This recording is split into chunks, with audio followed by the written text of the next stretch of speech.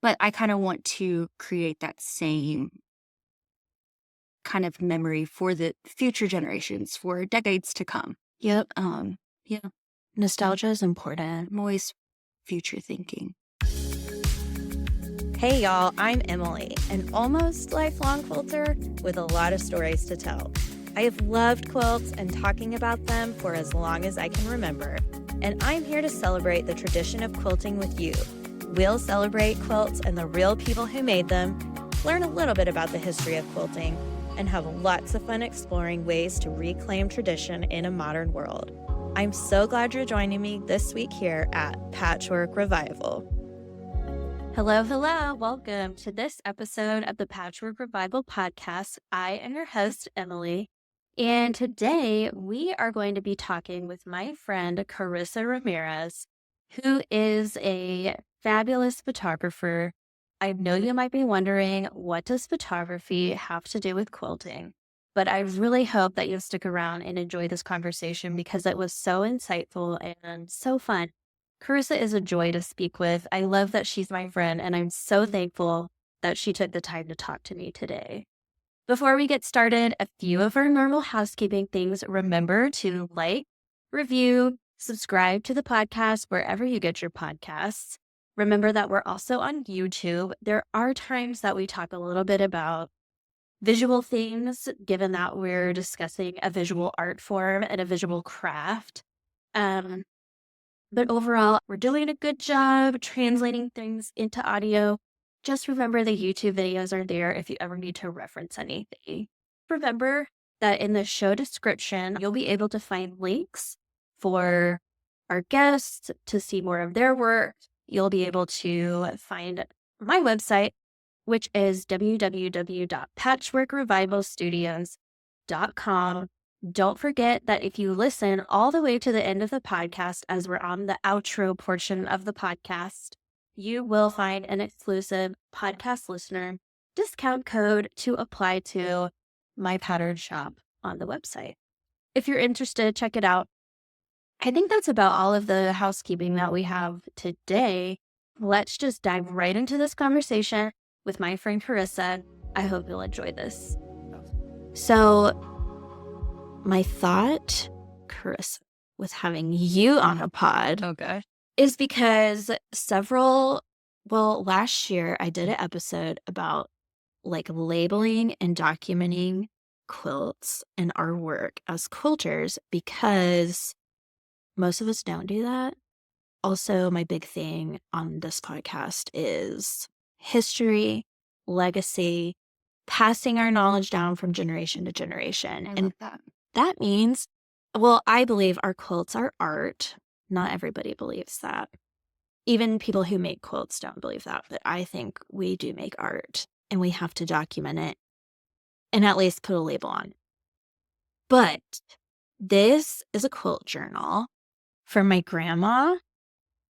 I got it from her house after she passed away because I'm like the only relative that quilts. And I think it's probably from a Hallmark store. Do you remember Hallmark store? I totally remember Hallmark store. Because Carissa and I were talking about how we're millennials. So, of course, we know a Hallmark store.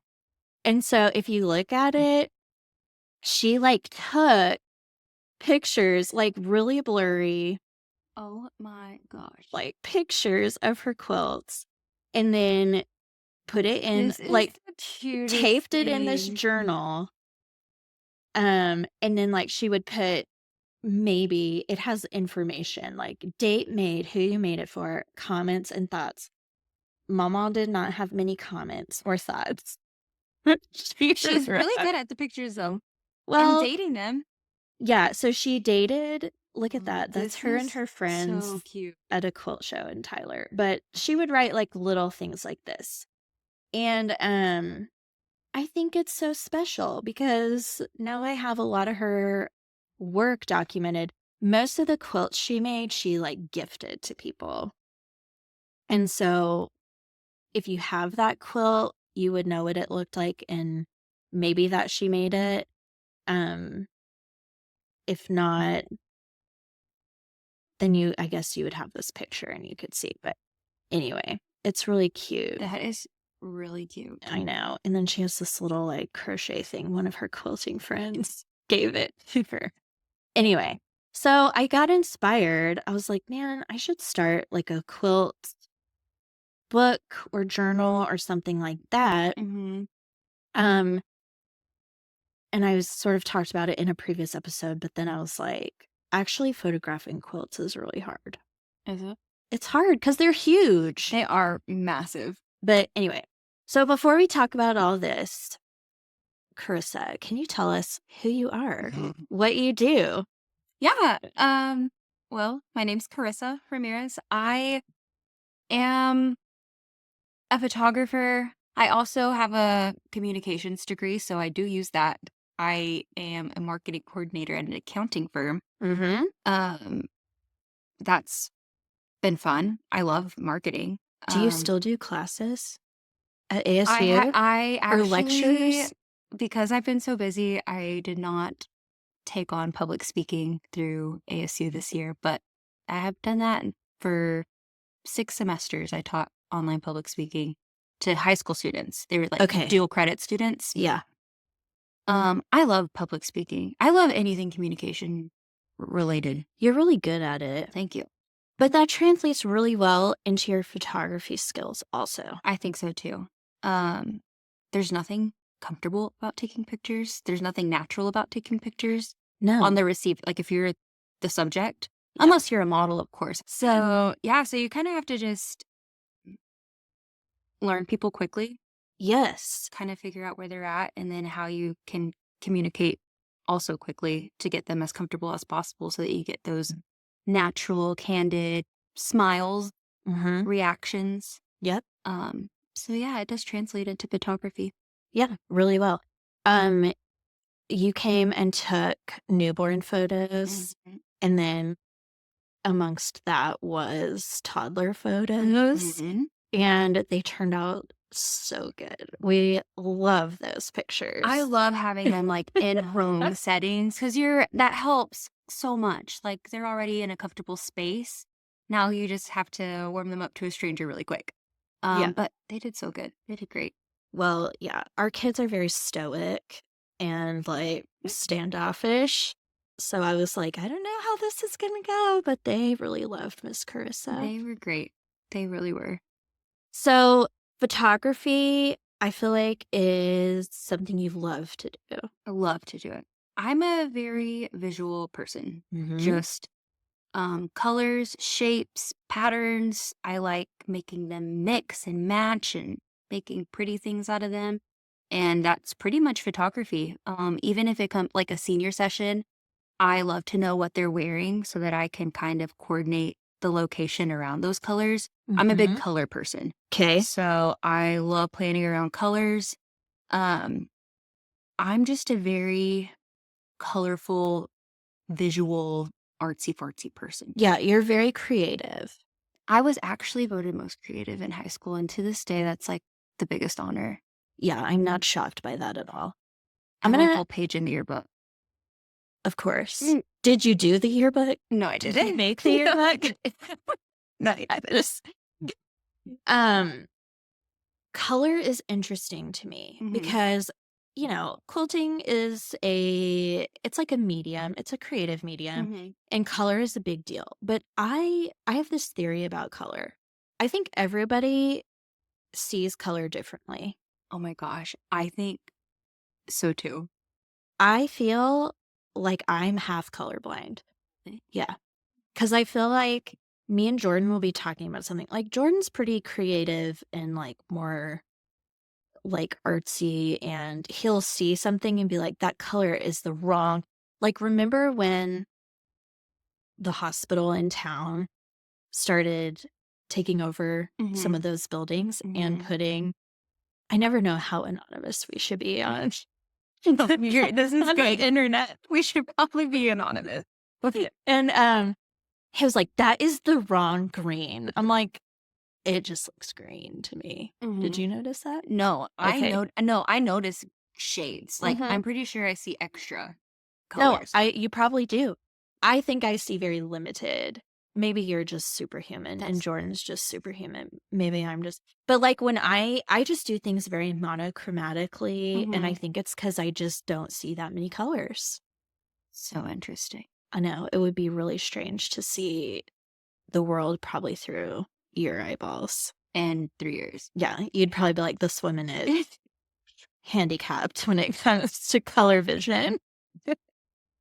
But I think that plays into style and how you sort of develop your style. Mhm. Because I don't know a lot of technical terms or even probably proper language to describe photography, but I notice people have different styles of Mhm. photography. And Yes. I think that's pretty cool.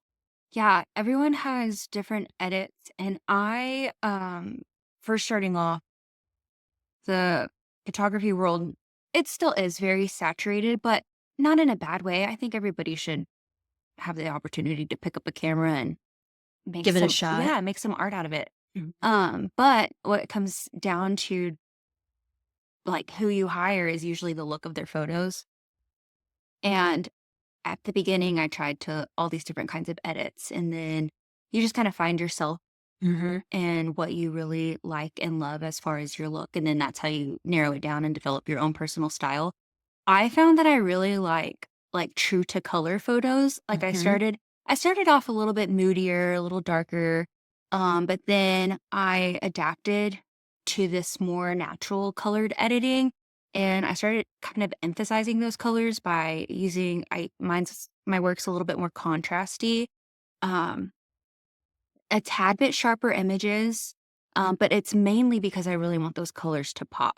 Mm-hmm. But I want them true because I want, like, in 10 years down the road, I still want them to be kind of this classic picture, classic photo, something that Right. ages well. Not necessarily super trendy, Yeah, for because I don't know example. how long, like, the dark and moody edits are going to, not in a sense, last. Like, what if in 10 years people are like, "What was that? I know. Why did people like that in 2024 edit that way?" I know, which is interesting because this is a little off topic, but um we're moving houses, so we were looking a lot, in the last couple years we've moved like a couple times. I'm tired of it. But when you start looking at houses, you're like, someone in our town many years ago was very into feature ceilings. Mm, Like multiple mm. layers, I don't know, and you're just like, "What is this? Why is this a thing?" They all have crazy ceilings, and so that's kind of, trends are cool, they Mhm. come and go. They come and go. So it is important to just find what you like because you'll always like it to a certain extent. Yeah. And two, I think as um like I think you and I think the same way as far as like a keeper of memories, like documenting time. Mhm. I just want to make sure that these photos, like maybe in 50 years, well, we look back at 1990s camera film rolls and we're Mhm. like, oh, now that stuff's coming back. Like it looks Yeah. so nostalgic and it's trendy, but in like a warm way. Like I guess that's probably the Yeah. definition of nostalgia, Yeah. but I kind of want to create that same kind of memory for the future generations for decades to come. Yep. Yeah, Nostalgia is important. I'm always future thinking. That's good. Yeah. Did you just randomly think, I'm going to try photography because I like color, I like taking pictures, I like capturing memories? Or how did you get into it? So I've always been into it. Like in high school, um, speaking of trends, I was a very girly teenager. My Hmm. room was lime green, hot pink, and zebra. Like, Oh, I'm picturing like the limited no, too. totally. Think Juicy Couture perfume. The cheese straighteners were just in. Oh, yeah. Oh my gosh. Yes. So I would set up I had this one wall that was like lime green, pink, and black stripes, Hmm. like all the way up and down. And I would set up these little like studios with my friends, and we would like get our little outfits on, our little holster shirts, our little holster polos and our big chunky necklaces and our side swooped bangs. And we would just do like photo shoots in my room. Um, that's kind of where it started. And I was like, oh, this is so fun taking pictures of my friends, like dressing up like this. I love it. Yeah. But at the time, like I grew up with those parents that are very traditional. You're going to go to school, you're going to get your degree, you're going to be a teacher, you're going to come like this very stereotypical life. Like, this is what you're going to live. And then you're eventually going to get married. And well, it's not how things went. I almost flunked out my freshman year just because I was like, I don't really know what I want to do with my life. My parents Yeah. are telling me I need to become one of these check boxes, but I don't really see myself in any of these check boxes. So as much as I had passions about other things like photography or writing, very artsy brained, but it was hard for me to like live up to my parents' expectations of what they wanted me or what I thought I was supposed to do. But here we are. I struggled through school, but I finally found something that I enjoyed, which was communication. Completely turned my grades around, finally graduated college, and then I entered into the workforce. Thank God. Marketing was just this newly developed thing. Mm-hmm. Social media came into play. So now it was a little bit more of a traditional job, but more of a creative outlook. Yeah. So thank goodness that something like that was invented in that time. So I just kind of just found myself in that stream, found myself in the marketing world. And then as a creative, you have to have like an outlet. So yes, I honestly need like a 8 to 5 job to keep me grounded. Some structure. I need some structure, totally need that. But you also are like seeking this creative outlet still. Mm-hmm. So I'm like, what can I do in all my free time? So I actually did like, like clothing. I had a little online boutique. I actually was making like those vinyl stickers were a very popular thing. I loved making t-shirts.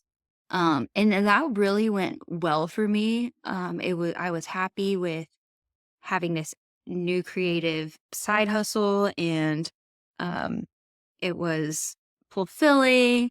And well, then I'm like, well, this thing's growing. Like, I need to start marketing myself more. Yeah. So then I started planning these shoots for all the clothes. For your product. For my products. And Yeah. then I would set up product shoots for my stickers and my t-shirts. And that's when photography was kind of just reintroduced into my life. Like, these photo shoots were so much fun because we would plan them around like, here's the 2020 spring drop, here's the 2021 fall line. Like, it was so much fun just creating these concepts for the clothes that I was purchasing. Like a story almost for Yeah. each. Yeah. Yes. And so then here we are, and work's getting busy, but I'm not.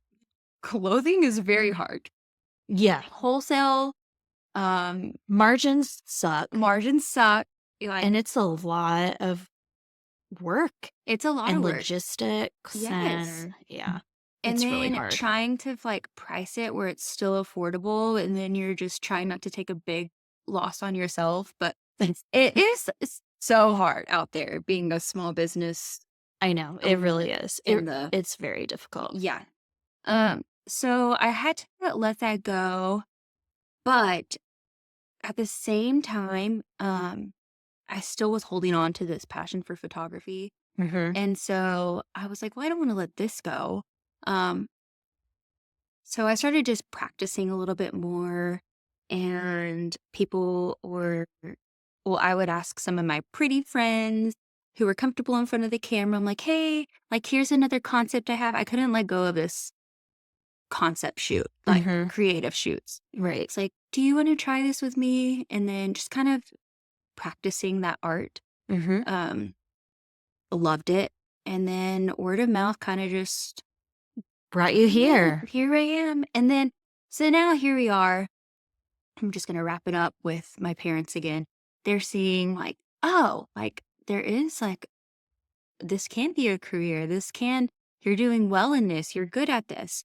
So, And they probably see that you really like it. and they see that I really like it. So it's all happy now. Yeah. Mhm. It all comes together It does. because now you're doing weddings, which I feel Mhm. like for photographers is like a big deal. It's huge. I mean, it probably pays the most, It does. which let's be real. I mean, you have to pay bills if you want to be a photographer Mhm. professionally. So, Mhm. and it's also a great way, I think, to showcase your work and to spread via word of mouth. And Mhm. like, a lot of people who get married end up having kids and then they need a newborn photographer and then they need a family That's always photographer. the biggest compliment when you stay in their lives and watch them grow. That's a really fulfilling part of it. But also, um, weddings, you're spending 10 hours a day with these people. So you really get to hone in on those communication skills also. Hmm. And then you're sad at the end of the day. You're like, I'm never going to see them again until they have kids or something. Yeah. I feel like I'm a super introverted person. And I think actually a lot of quilters are. That's why we like sit in our sewing rooms and sew by ourselves. Not everybody does, but a lot of us do. And I'd probably be happy to leave at the end of a 10-hour day if like talking to people, being energetic, I'd be like dead on my feet. That's so interesting how being introverted and extroverted works because usually when it'll take me a while to gear up and go like, "Oh my gosh, it's gonna be a long day," but at the end of the day, it Your really cup is does. full. No, it gives me energy. Like, I go home and I'm Yeah. like, "That was so much fun. I love everybody. I loved her parents. I loved her cousins. Did you see that guy?" Like, I'm literally energized, and it's, like, midnight, and here I am with my Whataburger, and I'm just my back's hurting, but it was so much fun. Yeah. Science, man, Good brains. for you. I'm really glad we have people like that, guys. Hey. There's so many layers, I feel like, where quilting and photography overlap and sort of translate into each other's world. So at first I was like, man, I want to have Carissa on the podcast because one, I like talking to you. Two, I think you're really good at your photos. And three, one time, remember we did it was a scout cloth photo shoot for, I think it was like different products. I can't remember exactly what we were shooting, but we had a little bit of time at Studio Haven. And so you took some photos of some of Mhm. my quilts and they turned out so good and so pretty. And then I'm also on Instagram. I like being on Instagram. I like sharing my progress. The whole quilting Instagram world it's like its whole little machine. Mhm. Because we like to share product or progress photos and stuff we like and colors we like. And we do it all through photography. And I feel like everybody kind of does it their own way. And Mhm. the way we figure out how to do it is just what's easy and like, oh, that looks kind of good. So there we are. And there are some people who have tried to do some courses on like quilt photography, like online kind of Mhm. courses.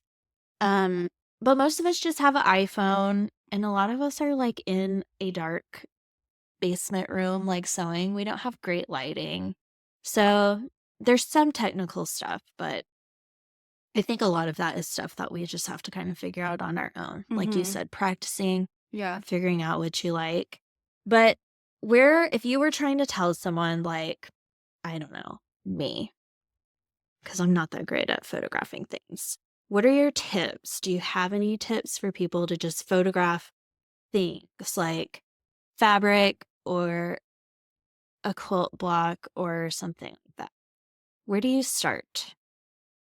Always start with lighting. Hmm. And I know that you mentioned like being stuck in the basement, um, and you may not have the best lighting. Well, pack up and find the light because there have been times like shooting a wedding where there's time that's available and that's not always the case. Ideal. Yes, we Yeah. never have time at weddings. Like everything's so jam packed.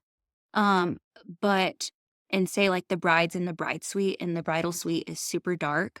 Um, I'm just gonna move them. Like initially I was very timid, but then I found myself always leaving and regretting that I did not use that time to move them into a better lighting situation. Hmm. Lighting is like the number one golden rule for photography. Like always chase the light, find the light. It's worth the extra time. It's worth picking up and move. It's worth the hassle. Always find the light. Um, Second tip would be I like when take pictures of seniors, senior like high school seniors, graduates. Yeah, actually, this begs the question. Senior photos are a big deal Yes. where we are. Yes. Are they everywhere? I don't know. I don't know either. Because homecoming mums are a big deal where we're In from. Texas, yes. And people do not understand what that is. So I'm like, I assume people know about senior photos, but I think they are, I would think so. but that is a good question. I know. So down here, when you're a graduating senior, you dress all cute and pretty and you get your photo taken, like a portrait. Yeah, but they kind of go all out. Like, Oh, yeah, big time. like I have different Like multiple packages. outfit changes, Yes. sometimes multiple locations. Yes. Sometimes like dudes who are into guitar will like pose with their guitar Yes. so that they, I guess, remember for the rest of their life that when they were in high school, they liked to play guitar. When I was in high school, like we just did like mainly studio senior sessions, and that was kind of it. Mm-hmm. I did have some friends where their parents would like hire photographers, but it wasn't that big of a deal as I think it is now. Like now, like there's senior Sunday, and all the seniors post their senior pictures. Their senior photos. And then like a graduation banquet, everybody has like a really nicely, professionally like styled thing. And in Texas, blue bonnets are a big deal in certain parts of the state. So I feel like people always want to have like flowers or that's like always my number one request. I'm like, do y'all realize we live in San Angelo, Texas? I know. And there's not very many. There's like four blue bonnets on the side of like the loop. Yeah. I'm like, I can ask Photoshop to help me, but great. There's not very many. Yeah. So senior photos, and like I said at the beginning, taking photos is not the most comfortable. Even if you're an excited senior to get your photos taken, it's very initially intimidating situation. Yeah, like, for sure. They don't know what they look like when like they're just trusting me to get the best pictures. But I always come at seniors with this approach, and I think you can kind of apply this to anything like product wise. I always start wide. I start as far away from them as possible just to give them some space between them. Like, I don't want to start close up and, hi, we just met. I'm going to get up all up in your grill. Yeah. So I always start wide. And then I kind of inch my way as we get to know each other better. And I think that's a great almost formula for if you're taking pictures of your quilts. Start far away and then get up close to make sure that you also, not that you're getting intimate with your quilt, but or maybe you are. Maybe you are. I don't know. Maybe you are.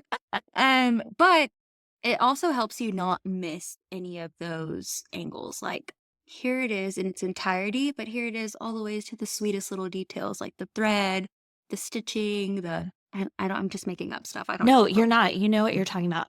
It's I like that you said that because for me, whenever I think about choosing fabric for a quilt, you talked about how you're a big color person. I'm a big texture person. So I use linens and yarn dyed fabric and woven fabric and sometimes fabric that has like top stitching on it because that's detail I like. And when you take a big picture far away, you don't see necessarily all those little things that you'll touch or that'll crinkle up and be all pretty after you wash it or things like that. But if you only take pictures of that, you won't see the whole thing. Yeah. And quilting it's a making a quilt. Like a quilt is a tactile. Some people make art quilts that they hang on the wall. True. And you probably shouldn't go touching those. But like I make quilts to snuggle in, throw on the couch, have a picnic on or whatever. And so capturing the up close and like trying to feel it through the photo. And I love that you said that because I think that would probably lead to my like third tip, which would be to keep it as in a way candid as possible. I mentioned that the photography world's a little bit saturated and there's all these people that are offering senior photos, and what's happening is it kind of creates this stereotypical senior portrait. And I am Yes. like not a bandwagoner. I don't know if it's just like, I'm not either. I don't know if you know anything about the Enneagram, but I'm an Enneagram 4, and Enneagram 4 is like value individuality, uniqueness. And so anything that I see someone else doing, I'm like, oh, I can never do that. Or if like this artist is the artist of the week, I'm like, I don't really care for them because everybody else does. Like, I'm so stubborn in that way.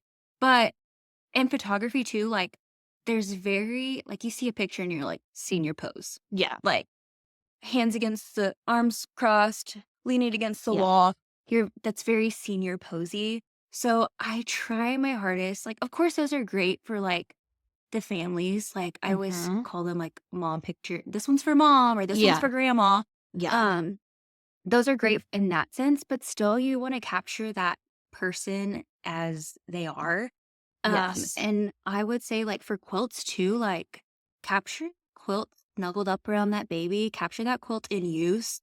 And it kind of creates that warm, authentic, this is what quilts are for. If that's your thing. Like you Yeah. mentioned, there's like different styles where people hang them up for art installations or things, something like that. But if that's your style, is like you create quilts to be loved on, then take pictures of them being loved on. Yeah. That's great because a lot of times I feel like to try to get a good photo of like the whole shebang, Mm-hmm. I'll like lay it out on the floor and then I'm struggling because I want to get up close enough where you can't tell it's on the floor. Cause I'm like, but he just uses their quilt on the floor like a rug or like a carpet. Yeah.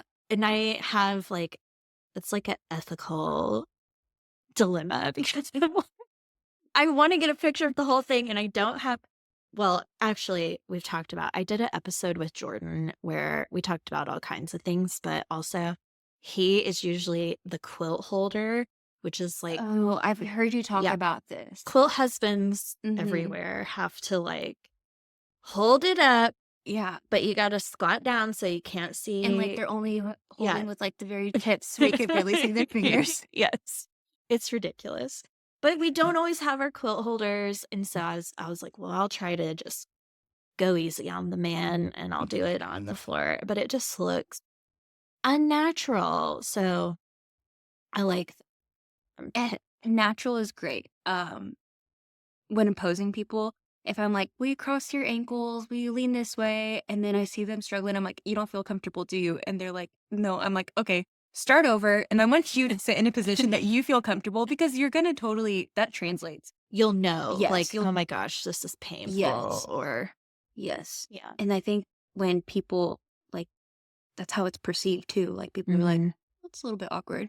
Or it just makes them feel nothing at all, but that's the whole goal is to make people feel things. So Yeah. take it off the floor, Emily. Yeah, I know.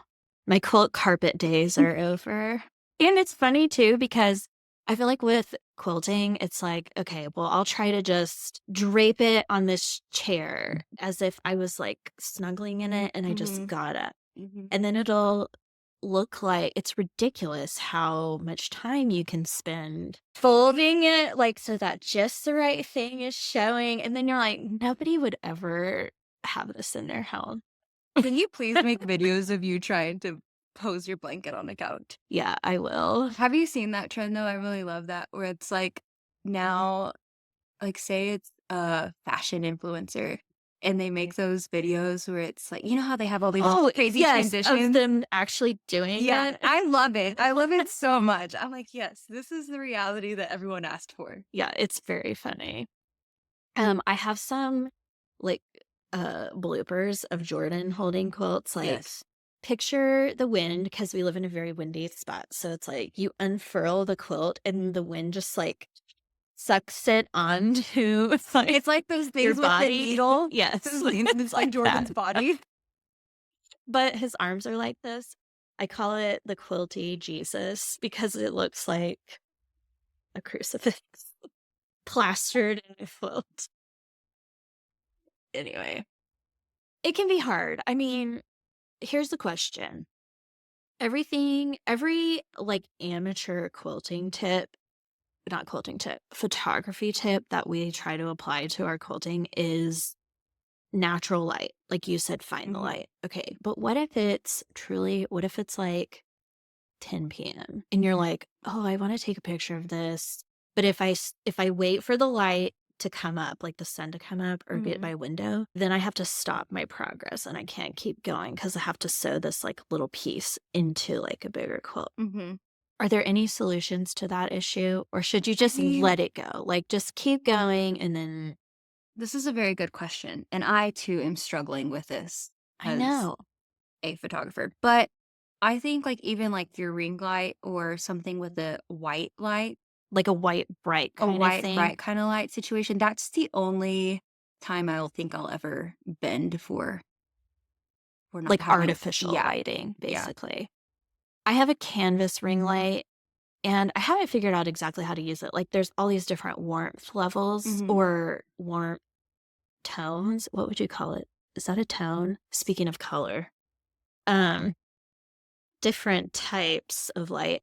And I'm still trying to figure out like what looks best and when to use it and all the I things. would say for say stay no, I wouldn't go too warm because that's when like your colors start getting a little bit Like distorted. yellowish. Yes. Yeah. So I would opt for like a whiter, Mhm. but not like blue white. Not like LED Yeah.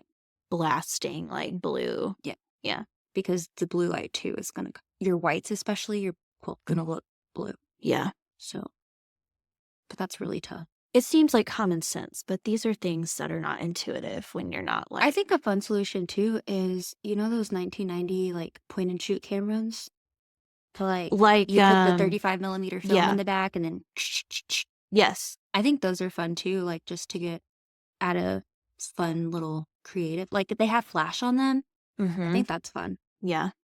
Yeah, because then those will look like your Look like grandmother's mama's photos. Yeah. photos. Yeah. When it comes to photographing quilts, the other thing I figured out, because I've kind of figured out how I like to showcase to a certain extent. And so I'll take all these different angles. Like Yeah. the reason Jordan holds the quilts is because I know I'm like, I like to squat this way and take it this way and that way and all this stuff. So if we have to use a light source like, our ring light or whatever, Mm. or we're out in the sun, it's like beaming on us because we Mhm. live in a sunny place. What's the best way? Like, how should you orient your light to your Oh my gosh. subject? You know what I mean? Yeah, no, this is like photography school stuff right here. But I this should be 101 I'm trying to think of how to or like 101 this. 99. I feel like I need like a diagram. Um 99. That's really funny. Remedial. I would if it's a bright, bright sunny day, I Mhm. would say find like under a tree, like a shady spot. Mhm. Um, it usually helps if you can bounce that light. Mhm. So like a concrete surface sometimes will bounce light from the sun. Like say Yeah. the sun's coming down, the light's gonna bounce back up. Mhm. Um, Also, if you want to get really technical with it, if you want to go 103, there's these fun reflectors on Amazon that you can get for 17 bucks, and that will reflect the light onto your product. And what that does, instead of making it like super bright on your quilt, it helps kind of diffuse the Yeah. light. Like it bounces and kind of spreads it Yes. in more of a glow Yes. than a beam, Yes. maybe? No, exactly. Okay. So, um, Are you but talking about the silver thing? yes. Okay. And a kind of a fun little way you could do it too is if the sun is behind it, you'll get that backlight, that Like a backglow. stained glass kind of look? Oh, Is that what you mean? stained glass. Like, say here's like this is you, Mhm. and the sun is coming down this way. Okay. It would create you viewing it. It'd create this fun little glow around it. Okay, I got you. So, I mean, I think it's fun to just try. Try different Yeah, things. try different angles. Yeah. Because you never know what you're gonna get, and that's kinda like now I know because I've been doing pictures for, like, 8 years now. Right. I know what fun little effects I'll get, like, being on Mhm. different sides of it, but Yeah. it's all trial and error, but all of it's fun. Yeah, and the beauty, I think, of the digital age is if it's not good, you just delete it. Bah. Mhm. I guess you could take notes. on what you like. Because here's another thing I struggle with is the sunsets out here are so pretty. But I think I need to wait for the sun to be a little bit lower because sometimes, like, I'll want to take a picture of my quilt with the sunset behind it. Mhm. But sometimes it gets, like, if the sun is shining, like, into the camera, aka my iPhone, Mhm. it gets a weird, like, halo or something around it. Yeah. So do you think that just means the sun is too intense? Yes. Okay. Sunset is actually the hardest time to take photos. But it looks the It's so hard. best. I know. I know. Oh, okay. So because the sun is setting, Mhm. your light's essentially going away. So Yes. all you have that's lighting your source from the front is just the sky. Yeah. So even that will mess with the color. So you've heard of like golden hour and then you've heard of blue hour. Well, Yeah. that will start messing with the colors of your subject. So it's so tricky to shoot at sunset. One alternative is actually using your flash to brighten that subject so that you keep the beautiful sunset and then you're getting this like essentially spotlight on Yeah, it. from the front. Yeah, so it stays its true color versus Mhm. turning orange and pink and with the Yeah, sunset. Sunset is so tricky. it is, and I'm glad you said that because, when you see something, especially nature, like, to me, nature, there's moments like golden hour, sunset, where it's like a supernatural beauty that Mhm. comes over things, and if you try to take a picture of it, you will never capture Yeah, the the true reality essence. of, Yeah, like, the magic, but it looks really pretty. it's so pretty. So at least I know that's an advanced move, and I don't feel so Yeah, bad that I it haven't is very mastered it advanced. yet. You mentioned getting in a shady spot, like under a tree. Mhm. So it's probably better not to be just getting like blasted by the sun Yes. because that's, I mean, your iPhones are so good at like color correcting. mm, So I think if you're taking a photo in full sun on your iPhone can handle it. yeah. Um, Yeah, it's it's not, different than yeah, it's film. not the case for like my camera. I really have to adjust and adjust until it's Yeah. right. But I usually find that shade works best for me in full sun on my camera. Yeah. But I think your iPhone can keep up. Sometimes that's kind of a cool look too, like the dappled light. Mm-hmm. Yeah. I just thought of this. You were talking about a reflector. I've heard a tip, like a amateur tip, is those um science fair project poster Yeah, boards? Like those the do the white same thing. one will like bounce it. It totally will. So That is a good tip. I've tried that before. Photographers use that like in studios. Yeah. They'll just use those what are you called? I don't know. It's like a folding thing. I Yeah, don't know. It diorama. makes me think of like the science fair poster board. And then also, I don't know if they still do this, but when you would take tests, sometimes at school, they'd like Yeah, put those things so around you couldn't you cheat. so you couldn't cheat or you like had to focus. Oh, was that what it was for? Is that I why I don't kept getting know. those on my I desk just always for remember being focus? like, okay, it's on. Like, I was very serious about school. That tracks. That's why I was in school forever. I actually really wish I could still be in school sometimes. You're different. I know. You're a different breed. Maybe that's why we're having photography school on the Mhm. podcast. Um, I'm thinking of your product photography Mhm. experience. Did you ever use props or things like that? Yeah, I love props and I use props for a lot of different reasons. Mm-hmm. Sometimes it's just like the levels. You're trying to create like a fun composition. Like some depth. Yeah, some depth. Okay. I want this a little bit higher here. I want this a little bit lower here. So props in that sense, but also props to kind of um, add to the feel or add to the color. Um, I love a green plant in any kind of product photography because it's just Mm-hmm. green is we now we're going to talk about like color theory and stuff, but like green is life and nature and life and so I love having like the pop of green, but I love a pop of green when it's like opposite color wheel and you throw like a red in there. Like if the Mm-hmm. product's red, I'm gonna need something green to really make those colors pop. Mm-hmm. So I love products for like color, um, Emotion emotion, yeah. or like feel. Yeah. And Mood. eye catching, like when you're scrolling and you like, oh, what is this? I need to stop and stare for a little bit longer. So even products that are kind of not traditional, like I think some standard props are like a plant, a coffee mug, things like that. But you throw like a basket of strawberries. Ooh, what's this? Something a little different and Strawberries fun. in fabric? Yeah, love that. Sounds messy. It sounds like I'm doing laundry soon. Yeah, I love props. Yeah. I think it makes things look, in some ways more natural, Yeah. unless you're like putting like your thread in a loop-de-loop, like how it would never. Like if you're really trying to style like a flat lay or like you're photographing like a little, let's say like a quilt block or your fabric pull or something, it's really easy to get caught up in like, I need it to lay exactly right and do like, I need my plant to fall just like this. So I don't know. I could probably be a little more loosey-goosey to make it feel natural. Yeah. I'm going to ask you this. You might not have an answer. So I share a lot of my photos, my quilt photos on Instagram.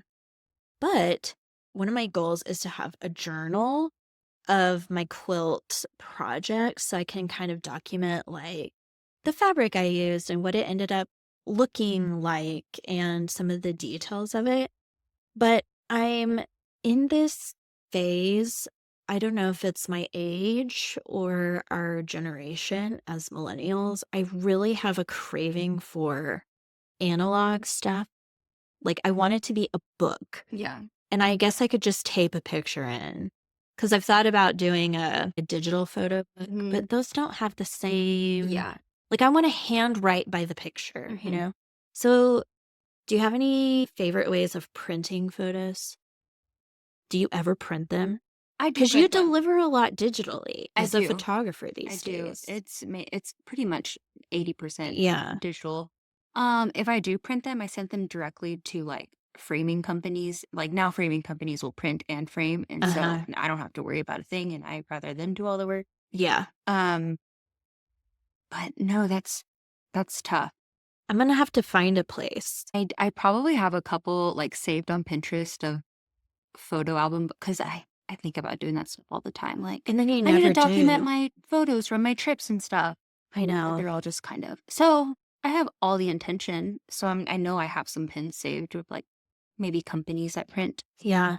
photos. I've done Artifact Uprising, I guess, is a company that will do, you can make like calendars or get them framed or get a canvas. And I think they'll do photographs also. I guess you just have to figure out if you want matte or glossy or satin or whatever all Mhm. those finishes are and all Mhm. that stuff. Do any of those finishes affect the color, do you think? Probably not too much. I found that they do not. I think it's all up to preference Yeah. as far as your finish, but colors usually don't. It's not a huge difference. Did you ever learn about color theory? This is from my own kind of knowledge. I try to read about color theory and I literally like, I get it, but I don't Mm-hmm. apply it very well. I only know the basics of color theory, and like I learned it in School. school. And it was like a graphic design class. But in the graphic design class, you're also learning about a ton of other things. So we Like don't. Adobe. Mhm. Yeah. Oh, actually, it was Corel Draw. Corel Draw. Mhm. I remember that. Yeah, that was my graphic class. It's like irrelevant now, and so I really don't know if any of what I have to say about design is relevant anymore because it was so long ago. But I just know the basics of color theory from that course. Um, and I think also just that natural gifting of I think you can feel color theory. Yes, I do too. And so I just don't even, because a lot of quilters will try to apply color theory to how they design a pattern or pick fabrics for a pattern or a project they're making. And I'm like, I maybe don't have the mental capacity for that. So I just pick what I like. Yeah, that's also the thing about a theory though. Like it's not for real. Yeah, it's not science. Yeah. Do what you want. It kind of is science. Mm. well, I say just do it feels good. Yeah, I agree with that. Because that's how you develop your style. Yeah. Do you ever feel like you're just going to be a photographer? I hope. Like that's going to I be, hope. That's my hope, yeah, is that I'm just a photographer. yeah. Mm-hmm. I think you could do it. Traveling might be hard though. Do you have to travel a lot? I love to travel. You choose to I travel. choose to travel. Yeah. I don't think I'd have to, but it's always like a big win when you're like, When you get to. yeah. Yeah. How do you charge for it? I usually, Mileage? yeah, Distance? I usually do by distance. Yeah. Like every 75 miles, I charge this much extra. $1 million more dollars, Yes, exactly. How'd you know my prices? I guess. I thought about your work and I valued it in my mind. Wow. At least $1 million. Say it again. I don't think people should have to pay like $1 million for photos. I like where you're going with this because I also feel like I don't think people should have to pay $1 bajillion to sew Yeah. a quilt. Yeah. It sounds ridiculous, but these are things that they really mean something to people. Yeah, like their great great grandchildren are going to see these photos of their wedding, and it's like, what if people can't afford that? And I don't Yeah, think that should be like an issue for people. right. It's sad. It is.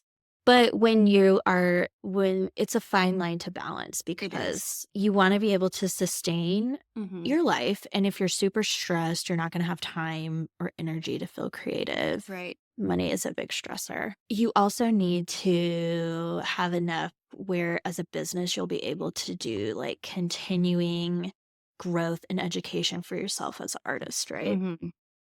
But I get what you're saying. Having the artist soul is a struggle. Yeah, you're an empath, which is not a bad thing. I think too many of us are not empathetic enough, but some of us are too much, especially women, especially creatives. That's the wow.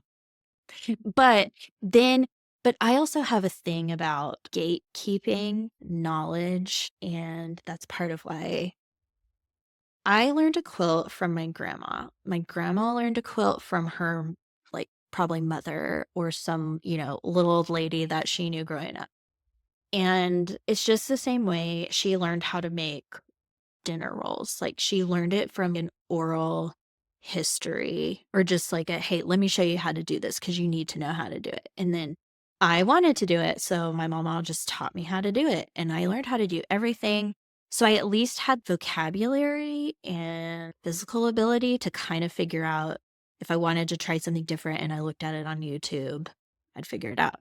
But the interesting thing I think it's social media specifically, is that it almost makes you feel like if you're not monetizing something, you're not serious about it. Mm-hmm. And so now I just try to think about if someone discovered, say, quilting or maybe photography on Instagram, it's like, how would I even get into this? And someone's like, here's my course for $1,000. Yeah. And I just don't think that's necessary for people to make a living in quilting or photography or whatever, I have a thought about this. Hit me with it. No, I was literally thinking like at some point, this monetizing things on social media, like it has to stop. It does because it's too much. Well, now like I don't even know who to trust anymore. Yeah, exactly. I'm like, I like this person a whole lot, but like, yeah, it may work for them, but also they probably naturally have really great skin already. yes. So at some point, when does it When stop? it's too much. Well, and that's like so I'm a little bit snooty and snobby, and I'm also a little bit like you in that just because someone is doing something and then everybody else does the same thing, Mhm. a lot of times I'm like very skeptical Yeah. or I'm like very reticent to be like, oh, wow, that's so cool. But if Right. you market yourself as an expert, suddenly you are. That's how marketing works. And unfortunately is And it's getting a little bit out of control. my grandma, like once she heard that I bought a house, she was at my doorstep with a truckload of stuff. She was like, oh, I've been saving these for you. I'm like, have you, or do you just need somewhere else to store it? But she brought me some of my great grandma's quilts, Oh, and um, one of them has like this stuff inside of it that's like coming out of the batting's coming out. maybe that's what it is. Mm-hmm. Um, so Are there holes in it? there is a hole in it. And that's where it's coming out. Mhm. Okay. So I don't know what to do with that, but I have it and it's just bleeding. How big is the hole? The defect, as we would say in Oh, the medicine. defect. Like this big or this big? Or like, I think it's like this big. okay. It needs like new material there. Mm-hmm. It's like eaten away, like Yeah. disintegrated. That's Yeah. what happens over time. So what do you do when they disintegrate? Is that the end of their life or can they be saved? Some people do. So this is an interesting thing, right? And actually, a couple years ago, speaking of social media, this was very controversial. People have very strong opinions, and then there's always some drama, and you got to pick a side. That's life. Just kidding, you don't. You have to pick a side. You can see both sides and be empathetic to both, and then just, but some people will. So people were using old quilts and making clothing out of them, like a jacket seen or a that. bag. Remember patchwork pants? Yes. I owe you a pair. You do owe me some patchwork pants. So some people would use it. They call it a cutter quilt, meaning like it's not fully intact, and so I'll cut it up to make something. But I would argue if it's a quilt that's from your family and you know who made it, like you might want to give that to someone someday, like pass it on, or you might just want to love it. So I would encourage you to use it. And you probably, at that point, your solution is probably like a visible mending kind of situation. You could patch it some way that looks good, depending on what the design looks like. You should have brought it. I've literally forgotten about it for like a year. Well, you need to remember it. I will. When you're ready, just send me a picture of it. I have a lot of things to send you pictures of now. My sewing machine and my And great grandma's quilt. moth-eaten quilt. Actually, it's usually, I think, just like where it gets folded a lot over time, it like kind of wears the fabric fibers out and then they just kind of go away. But I have a hole in one of my quilts that my dog chewed, so I just left it. Yeah. I don't know. I like quilts. I think they're supposed to be used. So you got to fix it so it doesn't just get worse over time. Yeah. Cool. Well, thanks for the tips. So many tips. My tip is send me a picture and I'll fix it because that's the kind of person I am. Like, I'll just do that for you. Okay. Well, that's it for this episode of Patchwork Revival. I loved having you here with me talking all things quilty. Don't forget to subscribe to the show and leave a rave review. Also, be sure to jump down to the show notes to find links for this episode, as well as the link to my shop where you can enjoy 15% off as a podcast listener with code REVIVAL. Remember that the Patchwork Revival podcast is here to celebrate the connection made in the quilts we love. I'll see you next time. I can't wait to see your journal. I really want to make one. Actually, I was like thinking. Look, she took a picture of her floor. That's a floor, right? Looks like she just No, laid it I think down. it's on a frame. Oh, okay. See this? Okay, see, you can see it here. This is like a big room, and my grandma and all her friends would like sit around this frame. So that quilt top is stretched over the batting, like the cottony stuff, Okay. and then the backing fabric. Okay. And then as they stitch it, it all comes together. So they all work on this together? That's how they would do it. And that's so cute. That's part of her quilting group. They would go to quilt shows together. That's my quilt, one of my quilts she made me. Where's a picture of it? Well, that's a picture of them. Okay. They sit around and quilt the edges together. You have this quilt. Yep, that's my quilt that I made. My first like big girl quilt. Is that this No, pattern? Oh, no. Oh, no, yeah, it's different. I see it now. that little quilt is